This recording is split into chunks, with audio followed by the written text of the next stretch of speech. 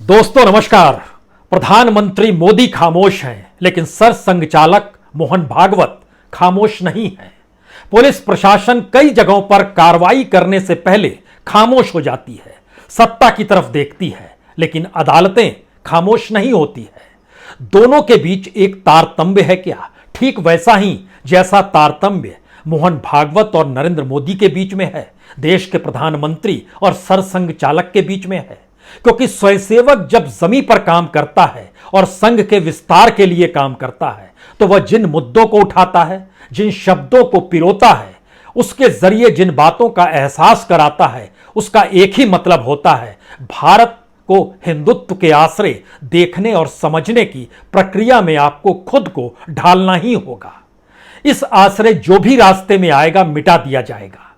लेकिन सरसंघ चालक मिटाने का जिक्र नहीं करते हैं, वह तो सबको साथ लेकर चलने का जिक्र करते हैं। यानी जमीन भी हमारी, आसमान भी हमारा। और इन परिस्थितियों में कोई कहता है सिर्फ अयोध्या, मथुरा, काशी, कोई जिक्र नहीं होना चाहिए कुतुब मीनार, जामा मस्जिद या ताजमहल का। लेकिन दूसरी तरफ से आवाज आती है, नहीं नहीं, ऐसा नहीं होगा। आवाज तो उस दिशा में जाएगी ही, क्योंकि हमें इतिहास को समझना है और इतिहास को नए सिरे से, या कहें असली चेहरे के साथ सामने रख देना है। एक वक्त सरसंघ चालक देवरस ने कहा था मुसलमानों की भी एंट्री होनी चाहिए संघ के भीतर, लेकिन तब स्वयंसेवकों की एक वरिष्ठ टोली ने कहा था तब आप कोई दूसरा आरएसएस बना लीजिए, इस आरएसएस में काम नहीं चलेगा। लेकिन मौजूदा वक्त में जब मोहन भागवत कहते हैं अब कोई आंदोलन नहीं होगा और किसी भी मस्जिद के नीचे शिवलिंग को तलाशना बंद कर दीजिए, तो क्या वाकई कोई स्वयंसेवक खड़ा होकर कह सकता है? क्योंकि इस देश में स्वयंसेवक से प्रचारक और प्रचारक से प्रधानमंत्री बने नरेंद्र मोदी के साथ जो मोहन भागवत की तारतम्यता है, उसका मैसेज एक ही है, सत्ता अपने पास बनी रहनी चाहिए। रास्ते अलग हो सकते हैं, लेकिन लक्ष्य एक ही रखिए, सत्ता को कभी छीनने मत दीजिए। और शायद इसीलिए जब इस बात का जिक्र किया गया कि कोई भी आंदोलन अयोध्या की तर्ज पर नहीं होगा, तो फिर संघ के पन्नों को टटोलिए। संघ को हमेशा अपने कमजोर पड़ती परिस्थितियों में एक आंदोलन की जरूरत हमेशा पड़ी है, लेकिन तब वो सत्ता में नहीं थी। अब तो सत्ता में है, प्रचारक ही प्रधानमंत्री हैं और खुद अपने तौर पर संघ के स्वयंसेवक गवर्नेंस को किस रूप में लागू कराया जाए उस दिशा में काम कर रहे हैं। संगठन का विस्तार हो रहा है, शाखाएं दिनों दिन फैल रही है। टारगेट बहुत साफ है, 2025 तक 1 लाख से ज्यादा शाखाएं इस देश में आरएसएस की लगनी चाहिए।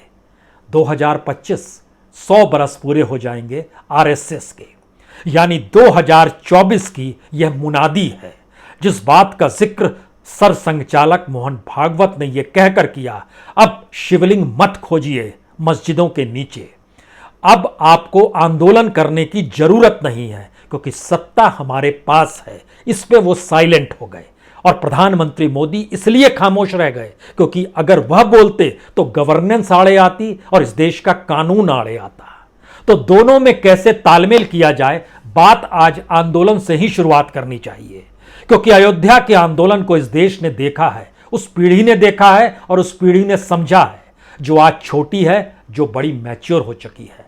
दोनों परिस्थितियों के बीच में अयोध्या का आंदोलन मंडल के समानांतर कमंडल के एस्पेक्ट से खड़ा हुआ था, यानी जाती हुई सत्ता के भीतर सत्ता खोजने की कोशिश थी।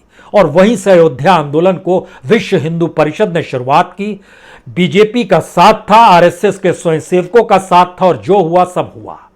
लेकिन संघर्ष आरएसएस के साथ रहा, इससे इनकार मत कीजिएगा। 1962 चीन के खिलाफ युद्ध, संघ के स्वयंसेवक सक्रिय थे। शायद इसीलिए नेहरू को 26 जनवरी को कदम ताल करने के लिए 26 जनवरी की परेड में आरएसएस को निमंत्रण देना पड़ गया था। और उसके ठीक 12 साल के बाद देखिए 74-75 का आंदोलन, जेपी आंदोलन करते हैं इंदिरा गांधी की अराजकता, तानाशाही और उन तमाम परिस्थितियों के बीच, जहां पर आरएसएस उनके साथ आकर खड़ी हो जाती है। और उसके ठीक बाद 1974-75 के बाद जब आप 89-90 में पहुंचेंगे, तो वो आंदोलन इस देश में जातीय प्रक्रिया के समानांतर मंदिर के सवाल को लेकर कमंडल का नारा दिया गया। आडवाणी निकले थे पॉलिटिकल तौर पे। यानी सत्ता की खोज 1962 में संघर्ष के जरिए अपनी पहचान बनाने की थी, तब गुरु गोलवलकर हुआ करते थे। 1974-75 में देवरस थे, जो बिल्कुल राजनीतिक तौर पर पके हुए स्वयंसेवक की तर्ज पर उनकी पहचान थी। वो जानते थे राजनीति को कैसे साधना है, और आरएसएस को सामाजिक और सांस्कृतिक संगठन कह के बचिएगा मत। यह एक राजनीतिक संकट है, जहां पर इस संगठन के जरिए राजनीतिक शुद्धिकरण किया जाता है। इसीलिए उनके तमाम प्रयोग राजनीतिक तौर पर बीजेपी को और उससे पहले जनसंघ को लाभ पहुंचाते रहे हैं। लेकिन फिर याद कीजिए कि आखिर क्यों जरूरत पड़ी। जब जनता पार्टी आई तो दोहरी सदस्यता का चक्कर था। जो आरएसएस का बंदा है वो सरकार का बंदा नहीं होगा। इस लकीर पर भी अपने आप को पीछे खींच लिया था आरएसएस ने। कहा था यह संभव नहीं है। यानी आरएसएस की राजनीतिक पहचान इस देश की राजनीतिक सत्ता के साथ रहनी चाहिए, यह खुलेआम ऐलान था। उसके बाद याद कीजिए कब इस संघर्ष को अगले हिस्से में आते हैं। जेपी आंदोलन के बाद अयोध्या आंदोलन, और अयोध्या आंदोलन पूरी तरीके से राजनीतिक मोल्ड में सत्ता पाने की दिशा में बढ़ते हुए कदम थे, और राष्ट्रीय और अंतर्राष्ट्रीय पहचान यहीं से बीजेपी को मिलती है। और उसके बाद इस देश में एक आंदोलन और हुआ, वो अन्ना का आंदोलन था। वो करप्शन के खिलाफ था, जन लोकपाल को लेकर आंदोलन था। उस आंदोलन में भी कांग्रेस के खिलाफ आवाज थी, कांग्रेस के करप्शन को लेकर आवाज थी, बीजेपी के करप्शन को लेकर आवाज नहीं थी। तो स्वयंसेवकों की टोली और आरएसएस की सहमति, जब उज्जैन में बैठक हुई उस पीरियड में 2011 में सहमति बनी कि इसको आगे बढ़ाना है, वह भी आगे बढ़ा। और 2011 के बाद अब 10 से 11 साल और बीत चुके हैं। तो अब इस देश के भीतर में राजनीतिक सत्ता तो पलट चुकी है, तो आंदोलन क्यों होगा? तो आंदोलन नहीं होगा, हां संगठन का विस्तार है, सत्ता को मजबूती चाहिए। तो ऐसे में सभी को साथ लेकर चलने की परिस्थितियों को भी समझना होगा, क्योंकि गाहे बगाहे कल की परिस्थिति अगर इस देश में संसदीय राजनीतिक लोकतंत्र से आश्रय खिसकते खिसकते राष्ट्रपति के परिस्थिति तक जाती है, तो इस देश के भीतर में ऐसी प्रणाली तो बनेगी जहां राष्ट्रपति प्रणाली के तहत एक तरफ संघ का व्यक्ति होगा और दूसरी तरफ विपक्ष का व्यक्ति होगा। तो ऐसे में सबको साथ, अभी तो आप बांट लेते हैं राज्यों में। अगर आपको जहन में आता है राज्यों में अलग अलग राजनीति के आश्रय अगर राष्ट्रपति प्रणाली को अपना लिया जाए तो बीजेपी को जीत नहीं मिलेगी, क्योंकि उसको जीत कैसे मिलती है? क्योंकि बाकी चीजें बटी हुई हैं, उसके हिस्से में कितने वोट आते हैं। पहले राउंड में देखिए, दूसरे राउंड में देखिए तो 30-31% से ज्यादा नहीं आ पाते हैं। तो बाकी अगर एकजुट हो जाएंगे तो आप जीत नहीं पाएंगे। एक सहमति भी चाहिए और धीरे धीरे लोगों की मानसिकता को अपने अनुकूल भी करना चाहिए। तो आंदोलन नहीं होंगे, सहमति बनाई जाएगी, लेकिन जमीन भी अपनी, आसमान भी अपना। और संघ का विस्तार इस दौर में लगातार होते चले जाएगा। यहां पर एक चीज और जोड़ दीजिए, राजनीतिक तौर पर जोड़िए। यह इसलिए बड़ा महत्वपूर्ण है क्योंकि पिछले दिनों पृथ्वीराज चौहान को लेकर जो फिल्म बनी सम्राट पृथ्वीराज चौहान, उस पर देश के गृह मंत्री ने कहा कि सांस्कृतिक पुनः जागरण 2014 से शुरू हुआ है, और सांस्कृतिक पुनः जागरण के दायरे में हिंदुत्व और हिंदू शब्द यानी भारत की जो अपनी संवैधानिक पहचान है उससे इतर परिस्थितियां खोजी जा रही है, बनाई जा रही है।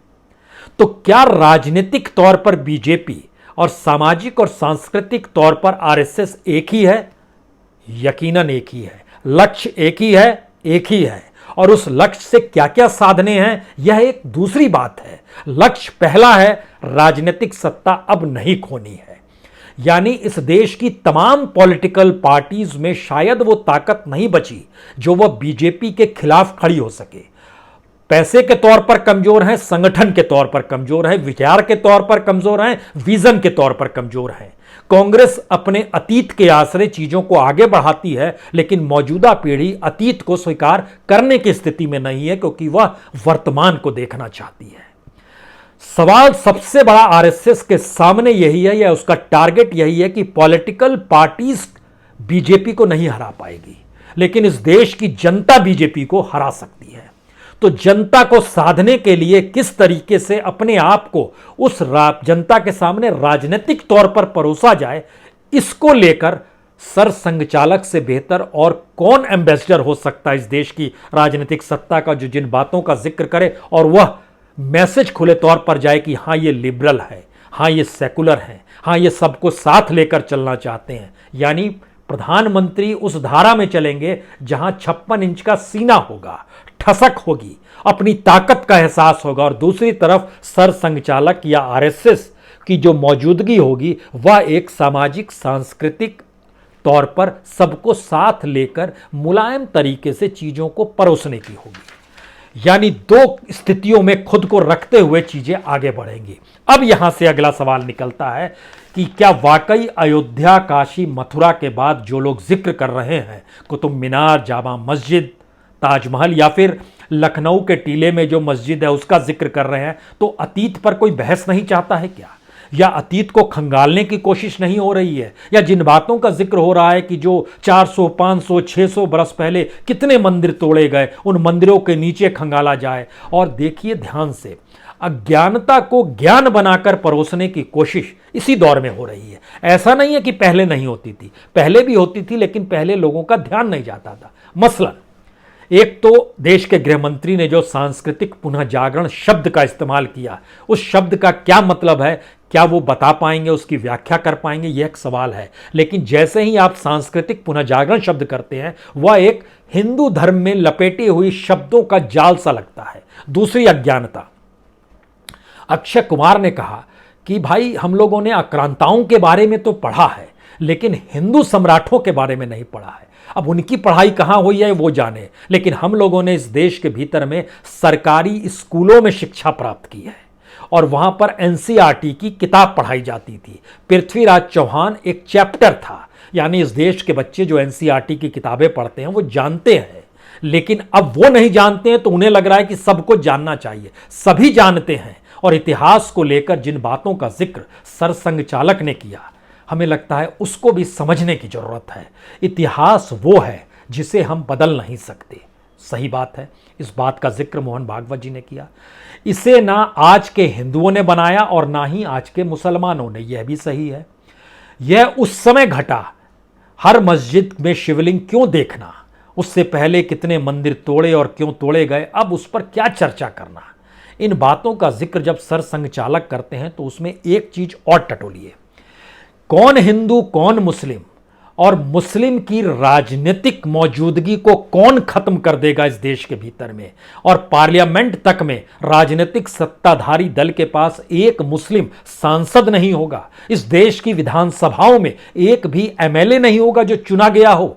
हाँ, एमएलसी हो सकता है, जैसे शहनवाज हुसैन साहब बिहार में है, लेकिन विधायक आपको नजर नहीं आएगा। यानी पूरे के पूरे तरीके से किस तरीके से इस देश की माइनॉरिटीज, सीधे कहें तो मुस्लिमों को दूसरे दर्जे पर लाकर ना सिर्फ खड़ा कर दिया जाए, बल्कि उनके अधिकार और हक को लेकर भी वह राजनीतिक सत्ता की तरफ देखें, कानून की तरफ नहीं देखें, संविधान की तरफ नहीं देखें, राजनीतिक सत्ता की तरफ देखें। तो क्या एक झटके में इस देश के भीतर में कानून का ट्रांसफॉर्मेशन सत्ता में हो गया? कॉन्स्टिट्यूशन से मिले हकों के सवाल को इस देश में परिभाषित करने की ट्रांसफॉर्मेशन में सत्ता ने खुद को लाकर खड़ा कर दिया। यकीनन ये स्थिति आ गई। तो जो कहा जा रहा है वो सही कहा जा रहा है या राजनीतिक सत्ता को बरकरार रखने के लिए कहा जा रहा है, ये आप समझिए। क्योंकि आरएसएस के जो संगठन है, जमीन पर जब वो काम करते हैं तो हिंदू जन जागरण अभियान चलाते हैं। निशाने पर कौन होता है? जब वो शोभा यात्रा निकालते हैं, तलवार बंदूक सब निकलती है, निशाने पर कौन होता है? आप यहां पर सवाल कर सकते हैं कि मुस्लिम भी तो यही करते हैं। यकीनन मुस्लिम भी यही कुछ जगहों पर करते हुए नजर आते हैं इस देश के भीतर में। और अगर जनसंख्या के लिहाज से लीजिएगा तो आप ये कह सकते हैं कि 10 घटनाएं इधर हुई तो 5 घटनाएं वहां भी तो होती है। फिर कानून का जिक्र हम क्यों नहीं करते हैं? राज्यों में सरकारें हैं जो संविधान की शपथ ली हुई है और कानून का राज है, वो चीजें गायब क्यों हो गई? क्या वाकई इस दौर में वह तबके जो कल तक बोलते थे किसी का ध्यान नहीं था, आज जब वो बोलते हैं तो उनकी पहचान और ध्यान सब कोई उनके साथ जुड़ते चला जाता है, क्योंकि यह उस राजनीतिक सत्ता को लिए ऑक्सीजन का काम करते हैं जो गाहे बगाहे राजनीतिक सत्ता के जहन में उतनी अज्ञानता चाहे ना आती हो, लेकिन इस अज्ञानता के आश्रय ज्ञान का पिलर जो वोट बैंक के आश्रय चलता है वो क्रिएट तो नहीं होते चला जाता है। यह भी एक सवाल है। देवबंद में जब मदनी ने कहा, इस बात का जिक्र किया, मदनी साहब ने खुले तौर पर कहा कि हमें तो पाकिस्तान जाने का ऑफर था, हमने रिजेक्ट कर दिया। और अब हमें जो कहते हैं कि हम पाकिस्तान चले जाएं, तो भाई आपको हमारी कौम, हमारा धर्म, हमारे कल्चर से अगर बैर है तो आप इस देश को छोड़ दीजिए। यह बोलने की ताकत इस दौर में अगर है तो यकीन जानिए इस देश में अभी थोड़ा बहुत लोकतंत्र बचा हुआ है क्या? या ये बोलने की ताकत आप में कैसे आ गई जब एक स्वयंसेवक प्रधानमंत्री है और इस देश की राजनीति को हाँकने का काम आरएसएस कर रही है? तो फिर आप कैसे बोल सकते हैं? इन दोनों सवालों के बीच खड़े होकर एनालिसिस करना शुरू कीजिएगा कि इस देश के भीतर में मौजूदा वक्त में वो कौन सा नेता है राजनीतिक तौर पर जो सबसे सक्रिय है। आपके जहन में तुरंत आएगा AIMIM के ओवैसी साहब। ओवैसी साहब कॉन्स्टिट्यूशन की पूंछ को पकड़ते हैं, लेकिन उनकी हर पकड़ी हुई पूंछ के बाद यह क्यों लगता है कि दरअसल वह बीजेपी को कहीं आगे तो नहीं बढ़ा रहे हैं, या फिर जो राजनीति का मौजूदा रूप है उसमें जैसे ही कोई मुसलमान इस देश में बीजेपी को संविधान का आईना दिखाना चाहेगा वैसे ही वह बीजेपी और वह हिंदू शब्द उनके लिए मजबूत हो जाएगा और नुकसान उल्टी तरफ ही होगा। क्या यह बात है? तो इसका दूसरा मतलब समझिए, 2024 की मुनादी दरअसल इसी आसरे इस देश के भीतर में राजनीतिक तौर पर चल रही है। और जब चुनाव की मुनादी होती है और 2024 जितना प्रधानमंत्री मोदी की जरूरत है सत्ता में बने रहना, उतना ही अपने 100 बरस पूरे करने के साथ इस देश में जश्न के साथ आरएसएस के 100 साल मनाने के लिए भी आरएसएस तैयार है और उसको भी ये जीत चाहिए। हार कर उसको ये जीत नहीं मिलेगी, क्योंकि हारने के बाद तो उसके खिलाफ शायद इस देश के भीतर में दूसरी पॉलिटिकल पार्टी नए दूसरी आवाजों को शुरू कर दे। क्योंकि ऐसा बहुत कम होता है कि कोई राजनीतिक सत्ता अपने शब्दों को जब कहे तो उसके खिलाफ कोर्ट चले जाए, मीडिया चली जाए, गवर्नेंस चली जाए। जी नहीं, सब उसके अनुकूल होता है। ये इंदिरा गांधी के काल में भी देखा गया, मौजूदा वक्त में भी देखा जा रहा है। बीच में चूंकि गठबंधनों की सरकार थी तो कई आवाजें आपको सुनाई देती थी। ताकत और एब्सोल्यूट पावर, करप्ट एब्सोल्यूट, जब ये शब्द निकल कर आता है तो करप्शन का मतलब इकोनॉमिक नहीं होता है, ये मेंटल लेवल पर भी होता है। और यह परिस्थिति 2024 को लेकर गुथी जा रही है। लेकिन फिर अगले सवाल पर आइए, इस देश की कोई पॉलिटिकल पार्टी इस रूप में मजबूत नहीं है कि वह कहीं ना कहीं किसी रूप में शह मात की स्थिति में लाकर खड़ा कर सके। अगला सवाल, अगर आप राज्यों की परिस्थिति में चलते चले जाएंगे तो जिन शब्दों को बीजेपी और आरएसएस उठा रही है उसमें आपके सामने 3-4 सवाल आएंगे। मीडिया को भी राजनीतिक हथियार बना लिया गया, सिनेमा को भी बना लिया गया, अदालतों को भी इसी दायरे में लाने का प्रयास लगातार चल रहा है। हिंदुत्व का रुख मंदिर मस्जिद के जरिए ही क्यों पनपता है? इस देश में हिंदू और मुस्लिम शब्द क्यों राजनीतिक तौर पर उभरते हैं? और धर्म की व्याख्या जो अदालत ने की और जो इलेक्शन कमीशन के जरिए चुनाव के हिस्से में जाती है, दोनों अलग क्यों हो जाती है? इन सारे सवालों को लेकर इसके दायरे में कानपुर की हिंसा भी आएगी और कश्मीर में कश्मीरी पंडितों का पलायन भी आएगा। टीवी की डिबेट्स में जिस तरीके से आप पैगंबर मोहम्मद पर जो आप कमेंट कर देते हैं, वह भी स्थिति शायद इसी दायरे में निकल कर आ जाए और समाज के भीतर की कटुता भी इसी दायरे में निकल कर आ जाए। और 2024 के चुनाव के मद्देनजर जब इस पूरे के पूरे हिस्से को अगर आप देखना शुरू करेंगे तो कुछ सवाल आपके जहन में होंगे। उत्तर प्रदेश, मध्य प्रदेश, राजस्थान, महाराष्ट्र, गुजरात, कर्नाटक, असम, उत्तराखंड, हरियाणा, पंजाब, दिल्ली, जम्मू कश्मीर, ये सारे ऐसे राज्य हैं जहां पर इनका बड़ा सीधा असर होता है। और सीधे असर का मतलब बहुत साफ है, 80-20 की परिस्थितियों में इस देश के भीतर में मोटी लकीर खींच देना। अगला सवाल, जहां पर छत्रपों की मौजूदगी है, चाहे वो बिहार हो, चाहे वो तेलंगाना हो, चाहे आंध्र प्रदेश हो, चाहे बंगाल हो, चाहे उड़ीसा हो, चाहे छत्तीसगढ़ हो, चाहे राजस्थान हो, इन जगहों पर जब आप देखना शुरू करेंगे तो जैसे ही लोकसभा चुनाव के दायरे में चीजें खसीटी जाती हैं तो एक झटके में विधानसभा से इतर उसके ठीक उलट वोटिंग होने लगती है। और 2024 की जीत के लिए ये सारे इशू बड़े मायने रखते हैं। तो 3 सवाल फिर आपके जहन में आएंगे। क्या 2024 की तैयारी सरसंघचालक मोहन भागवत भी उसी तर्ज पर कर रहे हैं जिस तर्ज पर नरेंद्र मोदी कर रहे हैं?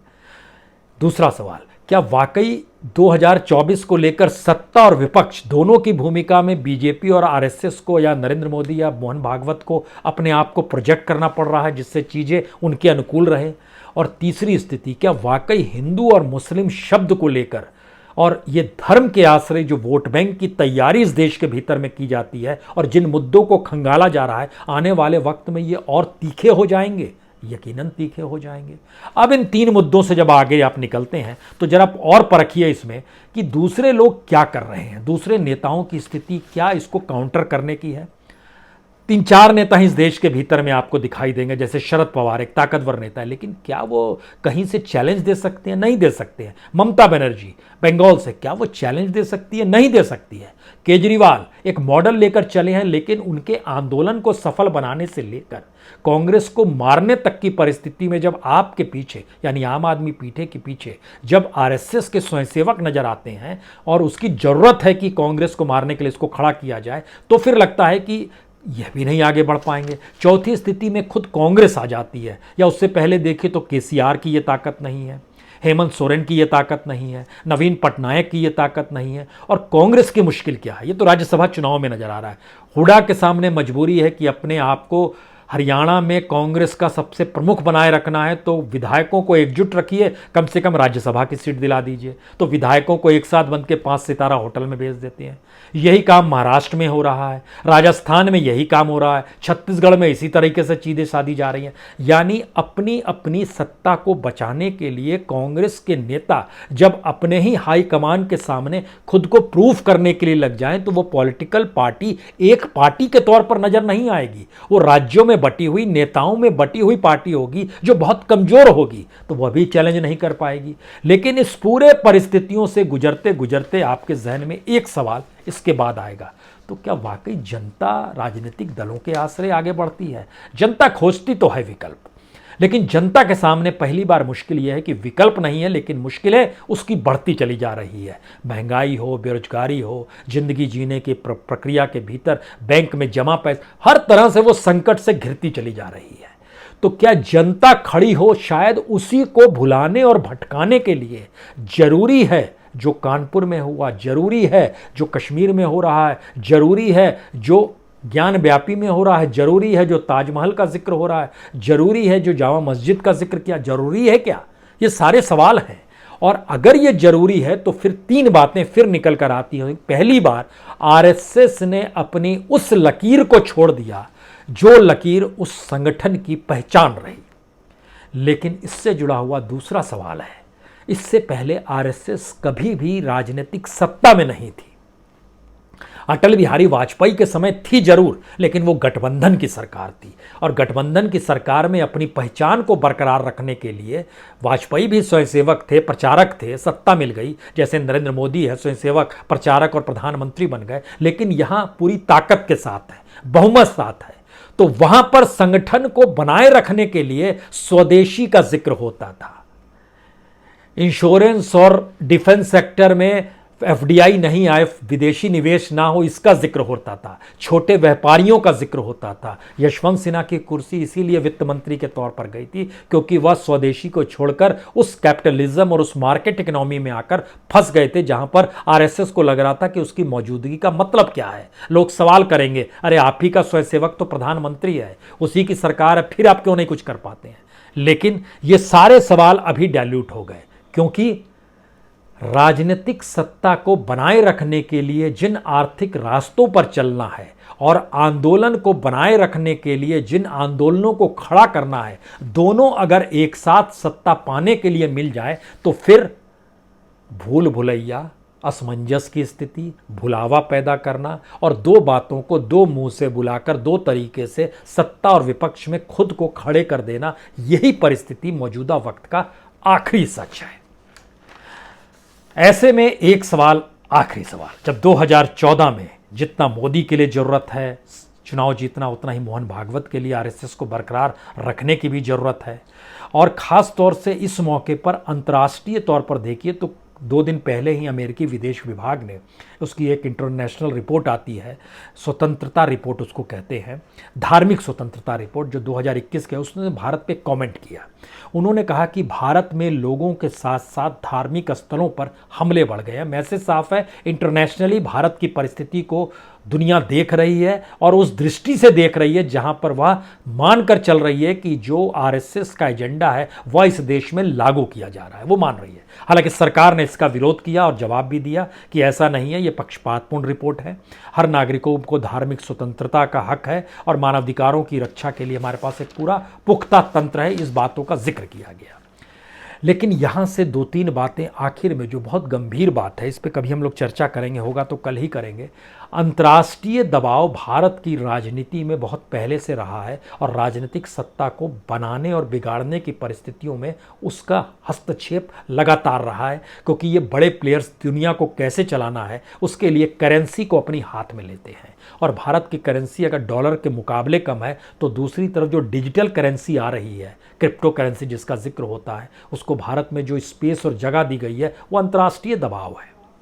सवाल पहली बार ये है कि क्या मौजूदा वक्त में आरएसएस की अगुवाई में इस देश की राजनीतिक सत्ता इतनी ताकतवर हो चली है कि वह अंतर्राष्ट्रीय ताकतों को भी आईना दिखा सके या दो दो हाथ कर सके? पहला सवाल। दूसरा सवाल, क्या इस दौर में आरएसएस इतनी मजबूत हो गई है, वो जानती है कि आरएसएस का विस्तार उस पॉलिटिकल पार्टी के विस्तार से हटकर होगा जो इससे पहले आंदोलनों के जरिए होता था और आंदोलनों को लेकर परिभाषा लोगों के जन से मिट चुकी है? और तीसरी बात, जो अभी तक का तबका था, जो हाशिए पर पड़ा हुआ तबका था, कहीं पर कोई नारे लगाता था तो कोई ध्यान नहीं देता था, कानून अपना काम करता था, पहली बार कानून उनके अनुकूल शिफ्ट हो गया है। और जब कानून उनके साथ है तो इस देश के भीतर में खींचे जाने वाली लकीरों को लेकर कोई सवाल उठाएगा नहीं। और प्रधानमंत्री की खामोशी और सरसंघ चालक का बोलना, दोनों एक ही आईने में एक ही स्तर पे हर कोई देखना चाहेगा। और देखते हुए राजनीतिक सत्ता को बरकरार रखने के लिए इस देश की जनता के सामने यह एक आसान सा तरीका है या एक धमकी भरा तरीका है, जिसको जिस परिप्रेक्ष्य में देखना, इस समाज को देखना है। लेकिन राजनीतिक परिवर्तन 2024 में होगा या नहीं होगा, इसको लेकर जो मुनादी है वह सरसंघ चालक के शब्दों के जरिए हो चली है। हम आंदोलन नहीं करेंगे, राजनीतिक सत्ता हमारी जरूरत है। बहुत बहुत शुक्रिया, बहुत बहुत शुक्रिया।